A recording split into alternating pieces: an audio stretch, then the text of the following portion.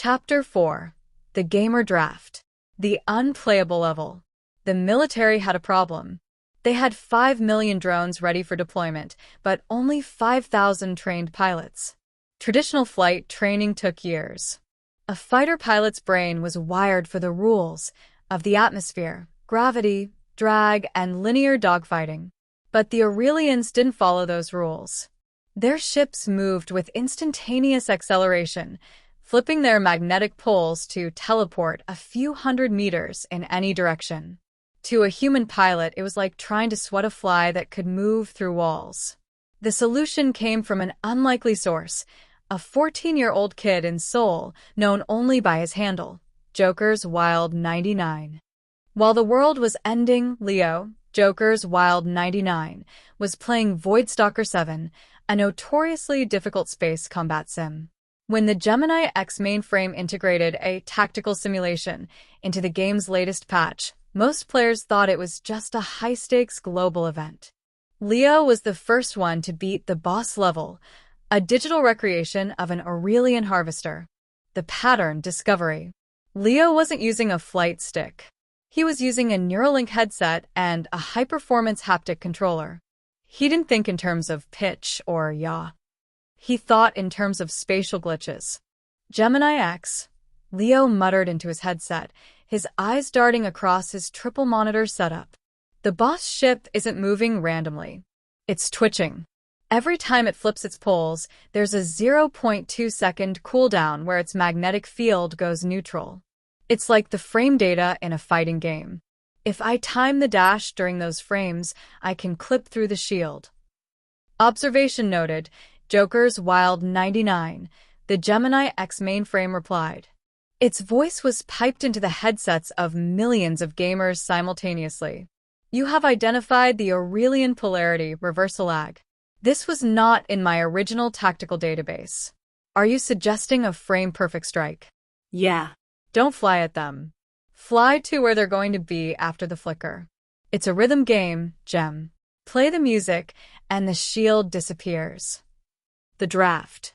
Within an hour, the rookie protocol was pushed to every gaming console on Earth. The military didn't send out draft notices. They sent out server invites. The gamer draft was the most efficient mobilization in history. There were no boot camps or uniforms. Instead, the Gemini X mainframe acted as the ultimate coach. It took the raw, chaotic creativity of the gamers, the ones who spent 10 hours a day mastering impossible mechanics, and translated it into the flight control systems of the Astro drones. The AI didn't tell the gamers what to do. It gave them the user interface. To Leo, it looked like he was playing the most high-stakes space fleet battle sport in history. The drones in orbit were his units, and the Aurelian ships were the bosses. The macro scale, the living room front. Across the globe, the scene was surreal. In a living room in Rio, a grandmother, who was a world-class puzzle solver, was tasked with defragmenting the Aurelian communication pings. In an internet cafe in Lagos, a team of professional speedrunners were given control of 1,000 drones with one instruction: reach the engine core as fast as possible.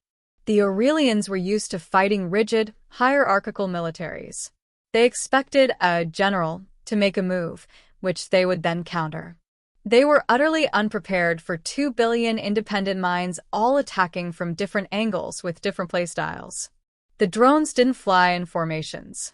They flew like a swarm of angry hornets, zigzagging in impossible patterns that no military mind would ever conceive. They were glitchy, erratic, and terrifyingly fast. The macro impact. Leo, Joker's Wild 99, stayed in his chair for 18 hours, his fingers a blur.